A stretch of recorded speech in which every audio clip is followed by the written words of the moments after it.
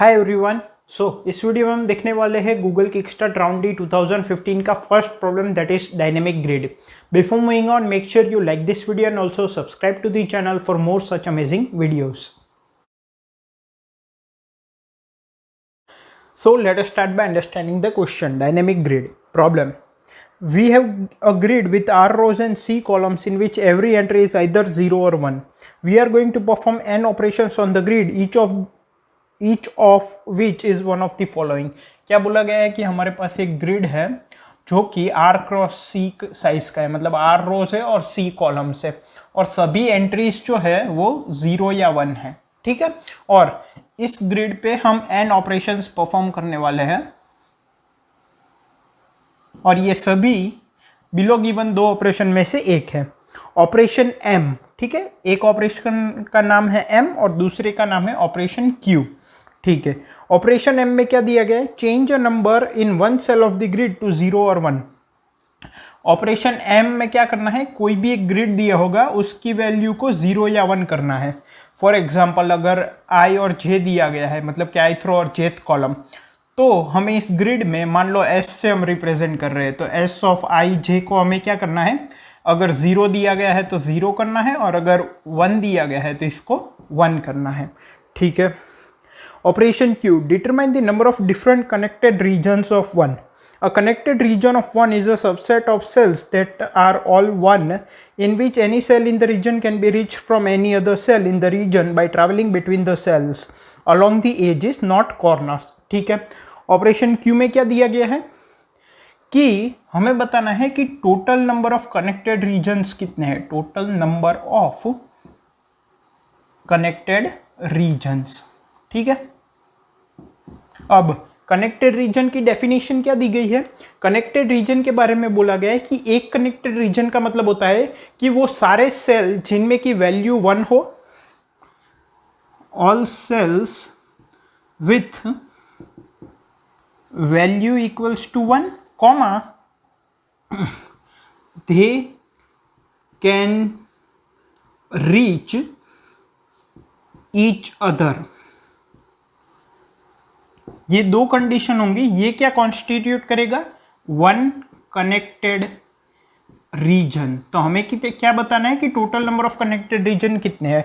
क्या बोला गया है कि सभी सेल्स की वैल्यू 1 हो और ये सभी सेल है वो एक दूसरे से रीच हो सकते हो। मतलब क्या, अगर मान लो, और यहां पे आगे दिया गया है अगर आप लाइन पढ़ोगे तो कि थ्रू एजेस नॉट सेल्स, इसका मतलब क्या, sorry, through edges not corners. For example अगर मान लो ये हमारा ग्रिड है, ठीक है, और ये वैल्यूज दी गई है, ठीक है, और बाकी सब जीरोस है। जीरोस को मैं नहीं लिख रहा ताकि क्लियरली दिखे। ठीक है, ओके, जितने भी सेल्स बचे हैं वो सब 0 है। तो अब अगर हमें इसमें पूछा जाए कि नंबर ऑफ कनेक्टेड रीजन्स कितने हैं, तो एक कनेक्टेड रीजन का मतलब क्या है कि सभी सेल्स जिनकी वैल्यू 1 हो और वो सभी सेल्स एक दूसरे से रीचेबल हो। और रीच कैसे करना है, रीचेबल का मतलब क्या हो, connected through edges not corners. मतलब क्या, जैसे कि ये 1 है, ठीक है, तो ये 1 है, ये 1 है, ये 1 है, ये 1 है और ये 1 है। इन पांचों सेल को हम एक दूसरे सेल से पहुंच सकते हैं बाय ट्रैवलिंग थ्रू एजेस। ये सभी एक दूसरे से एजेस के थ्रू कनेक्टेड है, डायरेक्टली या इनडायरेक्टली। मतलब कि ये और ये इस एज के थ्रू कनेक्टेड है, फिर ये और ये इस एज के थ्रू कनेक्टेड है, ये और ये इस एज के थ्रू कनेक्टेड है, ये और ये इस एज के थ्रू कनेक्टेड है। ठीक है, तो ये पांचों एक दूसरे से रीचेबल है सेल्स थ्रू दी एजेस और इन सब की वैल्यू 1 है, तो ये एक रीजन कॉन्स्टिट्यूट करेंगे। अब ये 1 और ये 1 कहीं से भी रीचेबल है, मतलब बीच में 0 नहीं आना चाहिए। ठीक है, सभी 1s होने चाहिए। तो ये और ये रीचेबल है, नहीं है। क्या ये और ये रीचेबल है, नहीं है। क्यों, क्योंकि हमें क्वेश्चन में दिया गया है कि थ्रू एजेस नॉट कॉर्नर्स। तो यहां से यहां ट्रैवर्स नहीं कर सकते, यहां से इन 4 डायरेक्शन में ही ट्रैवर्स कर सकते। तो ये एक रीजन हो गया। फिर एक रीजन ये हो गया, ये सभी 1s है और ये डायरेक्टली या इनडायरेक्टली एक एजेस शेयर कर रहे हैं। ये और ये एज शेयर कर रहे हैं, फिर ये और ये भी एज शेयर कर रहे हैं, ये और ये भी एज शेयर कर रहे हैं, ठीक है। तो ये एक दूसरे से ट्रावर्सेबल है। फिर ये चार मान लो यहाँ पे भी है, तो ये पूरा एक रीजन हो गया, ये सेकंड रीजन, ये थर्ड रीजन, इसमें भी सारे वन हैं और सभी सेल्स एक दूसरे से रीचेबल है। मुझे यहाँ से अगर यहाँ पे जाना है वाया एजिस और सभी वंस होने चाहिए, तो मैं यहाँ से यहाँ चला जाऊँगा, फिर यहाँ से यहाँ से यहाँ, या तो फिर यहाँ से यहाँ, यहाँ से यहाँ, यहाँ से यहाँ, ठीक है। और चौथा ये है, ठीक है। तो इसमें नंबर ऑफ कनेक्टेड कंपोनेंट्स कितने हो गए? 4, ठीक है। तो हमें क्या दिया गया है कि इनिशियली R क्रॉस C का एक हमें बाइनरी मैट्रिक्स दिया गया है 0 और 1 का, और हमें उस पर n नंबर ऑफ ऑपरेशंस करने हैं। एक ऑपरेशन m टाइप का है, दूसरा q टाइप का है, सभी ऑपरेशन इन दोनों में से एक टाइप के होंगे। अगर q है, इसका मतलब हमें बताना है कि उस मैट्रिक्स में नंबर ऑफ कनेक्टेड कंपोनेंट्स कितने हैं। और अगर m है, तो अगर m टाइप के ऑपरेशन में आप इनपुट देखोगे, आगे क्वेश्चन में दिया गया है, तो वो है m x y z। मतलब कि m ऑपरेशन मतलब क्या कि किसी सेल की वैल्यू को अपडेट करना है।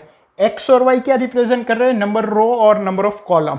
मतलब कि अगर ये 2 है और ये 3 है, तो ये 0th रो, फर्स्ट रो, सेकेंड रो, ये सेकेंड रो और थर्ड कॉलम, मतलब 0 1 2 और 3, मतलब कि इस वैल्यू को चेंज करना है। अब मान लो z की वैल्यू 1 है तो इसको 1 करना है, अगर ये 0 है तो 0 करना है, ठीक है। प्रीवियस वैल्यू पे डिपेंडेंट नहीं है। और अगर Q है तो total number of connected regions इस मैट्रिक्स में हमें प्रिंट करने हैं। सो आई होप कि आपको क्वेश्चन समझ में आ गया है। अब इसका कंसेप्ट देखते हैं। सो अगर कंसेप्ट की बात करें तो यहाँ पे हम क्या कर सकते हैं? टोटल हमारे पास n नंबर ऑफ क्वेरीज है, ठीक है। अब इनिशियली हमने मान लो S मैट्रिक्स का नाम है, तो वो तो ले लिया होगा। ये 0 क्रॉस 1 वाला, इसकी साइज क्या है? R क्रॉस C, ठीक है। इनिशियली हमने ये इनपुट से ले लिया होगा। फिर n ऑपरेशन से उसमें जितने भी m टाइप के हैं, जिसमें कि m x y z है, तो उसमें तो हमें सिंपली क्या करना है? x और y equal to z, value को अपडेट करनी है इस सेल के लिए। अगर q है तो हमें number of connected components display करने हैं। तो हम क्या कर सकते हैं? हम जब भी हमें ऑपरेशन में q मिले, मतलब कि जब भी q टाइप की क्वेरी मिले, तो हम उस टाइम पे नंबर ऑफ कनेक्टेड कंपोनेंट्स उस मैट्रिक्स में कैलकुलेट कर लेंगे और डिस्प्ले कर लेंगे। अब number of connected components change होते रहेंगे, क्यों? क्योंकि हम मैट्रिक्स के सेल्स की वैल्यू भी चेंज कर रहे हैं डिपेंडिंग अपॉन m ऑपरेशन, ठीक है। तो ये भी हर बार चेंज हो सकते हैं। तो हम क्या करेंगे? जब भी हमें ऑपरेशन में q बोला जाए, मतलब कि नंबर ऑफ कनेक्टेड कंपोनेंट्स बोला जाए, तो हम नंबर ऑफ कनेक्टेड कंपोनेंट्स को काउंट कर लेंगे और उसको डिस्प्ले कर देंगे। सिंपल। सो यही है कंसेप्ट, सिंपल। अब इसके इम्प्लीमेंटेशन पे जंप करते हैं कि नंबर ऑफ कनेक्टेड कंपोनेंट्स कैसे काउंट करेंगे। तो अगर इम्प्लीमेंटेशन की बात करें तो मेनली हमें यही देखना है कि नंबर ऑफ कनेक्टेड कंपोनेंट्स कैसे काउंट करते हैं। तो हम क्या कर सकते हैं? हमारे पास R क्रॉस C साइज का एक मैट्रिक्स है जिनकी वैल्यू 0 और 1 है। तो हम क्या कर सकते हैं? For I equal to 0, I is less than R, I plus plus, for j equals to 0, j is less than C, j plus plus. हम पूरे मैट्रिक्स में 1 बाय 1 सभी नोड्स को ट्रैवल्स करेंगे, ठीक है। नोड्स क्या? सेल्स को, ठीक है। सभी सेल्स को इस तरह से रो बाय रो ट्रैवल्स करेंगे, ठीक है। जब भी हमें कोई ऐसा सेल मिलेगा जिसकी वैल्यू 1 है, ठीक है, क्या करेंगे? हम ट्रैवल्स करेंगे पहले। तो जब भी ऐसा नोड मिलेगा जिसकी वैल्यू 1 है और वो पहले विजिट नहीं हुआ है, तो हम उस सेल को विजिट करेंगे और उससे कनेक्टेड जितने भी सेल्स हैं, कनेक्टेड का मतलब क्या हो गया? कि वो रीचेबल होने चाहिए और सभी वंस होने चाहिए, ठीक है। रीचेबल होने चाहिए और सभी 1 होने चाहिए। रीचेबल का मतलब क्या है? कि वो थ्रू एजेस एक दूसरे से ट्रैवर्स होने चाहिए। मतलब कि ये 1 1 1 1 1 है, तो अगर मैं यहां से स्टार्ट करूं तो मैं यहां से यहां जा सकता हूं, ठीक है, क्योंकि ये एज है। तो यहां से यहां हम ट्रैवर्स कर सकते हैं। हमें क्या बोला गया है? कि एज के थ्रू ट्रैवर्स कर सकते हैं, कॉर्नर के थ्रू नहीं कर सकते। तो मान लो इससे मैंने स्टार्ट किया, अब ये भी 1 है, ये भी 1 है और ये एज शेयर कर रहे हैं, तो ये भी कवर हो जाएगा। अब ये और ये भी एज शेयर कर रहे हैं और ये भी 1 है। फिर ये और ये भी एच शेयर कर रहे हैं और ये भी 1 है, ये और ये भी 1 है और ये भी एच शेयर कर रहे हैं। तो इस 1 से अगर मान लो ये 1 अभी तक विजिट नहीं हुआ था, तो ये 1 और उससे कनेक्टेड सभी 1s को हम मार्क कर देंगे विजिटेड, ठीक है। और जो इस आगे रीचेबल नहीं है, फॉर एग्जांपल ये, अब ये रीचेबल नहीं है क्योंकि ये कॉर्नर के थ्रू है, तो उसको हम नहीं देखेंगे, ठीक है। तो जितने भी विजिटेड हम पूरे ग्रिड को ट्रैवर्स करेंगे रो वाइज, जब भी हमें कोई 1 मिलेगा जो कि विजिटेड नहीं है, तो उसको हम विजिटेड मार्क करेंगे और उससे जितने भी कनेक्टेड सेल्स है, इसका मतलब क्या कि वो 1 है सारे और एक दूसरे से रीचेबल है, उनको भी विजिटेड मार्क कर देंगे। और ये प्रोसेस करने के बाद हम हमारा आंसर प्लस प्लस कर देंगे। इससे क्या होगा, मान लो कोई सेल विजिट नहीं हुआ था और वो 1 था, तो उसको हमने विजिटेड मार्क कर दिया, उससे जितने भी रीचेबल सेल्स है उनको भी मार्क कर दिया, जो रीचेबल भी थे और 1 भी थे। बेसिकली हमने क्या किया, हमने कनेक्टेड कंपोनेंट को विजिटेड मार्क कर दिया और आंसर को प्लस प्लस कर दिया, ठीक है। फिर हम ऐसे ही पूरे जो अपना ग्रिड है उसमें ट्रैवर्स करते रहेंगे। अब इसमें होगा क्या, जो भी इससे कनेक्टेड नहीं है वो विजिटेड मार्क नहीं होगा, या तो ऑलरेडी पहले हो चुका होगा, ठीक है। और सभी 1s कवर हो जाएंगे क्योंकि हम पूरे 2D ग्रिड को ट्रैवर्स कर रहे हैं। और इससे कनेक्टेड जो भी 1 है उसको हम दूसरी बार विजिट नहीं करेंगे। क्यों? क्योंकि जब हमने इसको विजिट किया था तब हमने इसको विजिटेड मार्क कर दिया था ऑलरेडी। तो सेकेंड टाइम जब हम ट्रैवर्स करते करते यहाँ पे आएंगे तो हम देखेंगे कि ये तो ऑलरेडी विजिटेड है, तो यहाँ से क्या होगा, ये ब्रेक हो जाएगा, मतलब कि हम फर्दर प्रोसेस नहीं करेंगे, तो आंसर प्लस प्लस नहीं करेंगे। तो अल्टीमेटली होगा क्या, जितने भी कनेक्टेड कंपोनेंट्स है वो आंसर प्लस प्लस होकर total number of connected components दे देंगे। इनिशियली हम आंसर की वैल्यू 0 रखेंगे, ठीक है, ओके। सो अब हम क्या करेंगे, जब भी हमें क्यू ऑपरेशन मिलेगा तो सबसे पहले तो एक बुलियन हम v नाम का एक 2D एरे रखेंगे r×c साइज का, और इसमें सभी एंट्रीज को फॉल्स मार्क कर देंगे। ये क्या रिप्रेजेंट कर रहा है कि वो सेल विजिट हुआ है कि नहीं, ठीक है। अब if visited of I J equals to false, अगर ये विजिट नहीं हुआ है, ठीक है, and S of I J equals to 1, और अगर वो 1 है, अगर ये दोनों कंडीशन एक साथ ट्रू है तो इसका मतलब ये एक नया कनेक्टेड कंपोनेंट है, ये दूसरे कनेक्टेड कंपोनेंट से कनेक्टेड नहीं है। जो दूसरे कनेक्टेड कंपोनेंट्स है वो या तो ऑलरेडी विजिट हो गए या अब होने वाले हैं, जो दूसरे 1 है उनसे, ठीक है। तो अगर ऐसा है तो हम क्या करेंगे, आंसर प्लस प्लस कर देंगे और काउंट कर देंगे i और j। मतलब कि हम क्या करेंगे, i और j इंडेक्स पास कर देंगे काउंट फंक्शन में, जो कर रिकर्सिवली कॉल हो रहा है। अब इस काउंट फंक्शन में क्या होगा,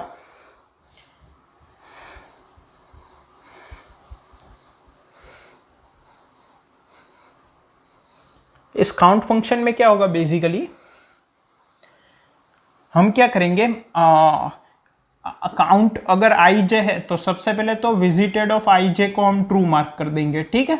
फिर अगर i-1 greater than equal to 0 है तो हम चेक करेंगे कि विजिटेड ऑफ i-1 और j ये अगर फॉल्स है और s ऑफ i-1 और j ये अगर 1 है। बेसिकली हम चेक क्या कर रहे हैं कि i-1 और j वाला जो सेल है वो अगर 1 है और वो अभी तक विजिट नहीं हुआ है, ये s ऑफ i-1 j 1 है, मतलब कि वो 1 है, और v of i-1 j equal to false, मतलब कि अभी तक वो विजिटेड नहीं हुआ है। अब हमने i-1 ही क्यों लिया, क्योंकि अगर हम i और j में है, ith रो और jth कॉलम में, तो हम i-1 और j, i, j+1, i, j-1 और i+1j, इन 4 में ही मूव हो सकते हैं थ्रू एजेस, कॉर्नर के थ्रू तो ट्रैवर्स नहीं करना। तो अगर ये 1 है और विजिट नहीं हुआ है तो हम इसको काउंट में डाल देंगे। फिर हम देखेंगे कि इससे अगर ऊपर वाला सेल भी 1 है और विजिट नहीं हुआ है तो हम काउंट रिकर्सिवली कॉल कर देंगे, काउंट i-1 और j। फिर हम चेक करेंगे ये जो सेम प्रोसीजर है, सॉरी इतनी, ये यहाँ से लेके यहाँ तक, वो हम i+1 के लिए चेक करेंगे कि i+1 लेस देन r है, तो ये और ये फॉल्स है और उसकी वैल्यू भी 1 है, तो उसको भी रिकर्सिवली काउंट में डाल दो। इससे होगा क्या कि इससे कनेक्टेड और दो केसेस होंगे, j-1 greater than equal to 0 है और ये कंडीशंस, और j+1 लेस देन c है और ये सब कंडीशंस। तो उन सब केसेस में हम उसको काउंट फंक्शन में रिकर्सिवली कॉल कर देंगे। इससे क्या होगा कि इस i, j से कनेक्टेड जितने भी 1 हैं और जो भी एज शेयर कर रहे हैं डायरेक्टली या इनडायरेक्टली, वो सब के सब एक ही बार में काउंट हो जाएंगे। तो हमारा आंसर एक ही बार प्लस प्लस होगा, मतलब कि ये जो कनेक्टेड कंपोनेंट जिसमें कि i और j पार्ट है वो एक ही बार में सब विजिट हो जाएंगे और हमारा आंसर एक ही बार प्लस होगा। मतलब पूरे कनेक्टेड कंपोनेंट के लिए हमारा आंसर एक बार प्लस होगा। ठीक है, और फिर हम आगे बढ़ते जाएंगे। अब क्या होगा कि इससे कनेक्टेड जो भी कंपोनेंट है वो जब भी काउंट फंक्शन में कॉल होंगे तो सबसे पहले तो विजिटेड मार्क हो जाएंगे। तो उससे जो भी कनेक्टेड कंपोनेंट है वो जब इस फोर लूप में आएंगे तो उनमें ये कंडीशन गलत हो जाएगी, visited of i j equal to false, क्योंकि वो तो जब काउंट फंक्शन में कॉल करेंगे तब ट्रू हो जाएगा, तो वो इस काउंट फंक्शन में एंटर नहीं करेंगे, तो वो रिपीटेडली दूसरी बार काउंट नहीं होंगे। बेसिकली हमें सभी कनेक्टेड कंपोनेंट्स मिल जाएंगे। हम जब बाहर होंगे तो हमारे पास हमारा आंसर होगा। अब इसमें टाइम कॉम्प्लेक्सिटी अगर देखें तो नंबर ऑफ टेस्ट केसेस, ठीक है, ओके। फिर नंबर ऑफ क्वेरीज n। अब जो m टाइप की क्वेरी है और q टाइप की है, m टाइप की तो कांस्टेंट टाइम में हो जाएगी, जो q टाइप की है वो r क्रॉस c टाइम में होगी। क्यों? क्योंकि हम यहाँ पे दो फॉर लूप लगा रहे हैं, r क्रॉस c हो जाएगा टोटल, और सभी नोड एक ही बार विजिट होगा, भले ही हम काउंट फंक्शन को रिकर्सिवली कॉल कर रहे हैं, क्योंकि अगर कोई नोड विजिटेड है तो वो काउंट फंक्शन में फर्दर आगे जाएगा ही नहीं। ठीक है, तो सभी नोड्स मैक्सिमम 1 टाइम विजिट होंगे। तो अगर कंसिडर करें कि सभी की सभी ऑपरेशंस है वो क्यू टाइप की है, तो मैक्सिमम टाइम लिमिट इतनी हो जाएगी, मतलब कि 10 × 1000 × r क्रॉस c 10 की पावर 4, ये हो जाएगा 10 की पावर 8, और ये गिवन टाइम लिमिट में हो जाएगा। आई होप कि आपको क्वेश्चन क्लियर है, कंसेप्ट भी क्लियर है, और इसका जो इम्प्लीमेंटेशन है वो भी क्लियर है। इसका जो सॉल्यूशन कोड है वो भी मैंने कमेंट्स में प्रोवाइड किया है। ये basically connected component, number of connected components in a graph वाला है, लेकिन मैं स्टार्टिंग में बता देता तो हो सकता है कुछ लोगों को ग्राफ ना पता हो, कनेक्टेड कंपोनेंट्स ना पता हो ग्राफ में, तो वो कन्फ्यूज़ हो जाते और पूरा कंटिन्यू नहीं करते, तो इसलिए मैंने नॉर्मली पूरे कंसेप्ट बता दिए without using the terms like graph, tree and all that. ठीक है, I hope you liked it, thank you.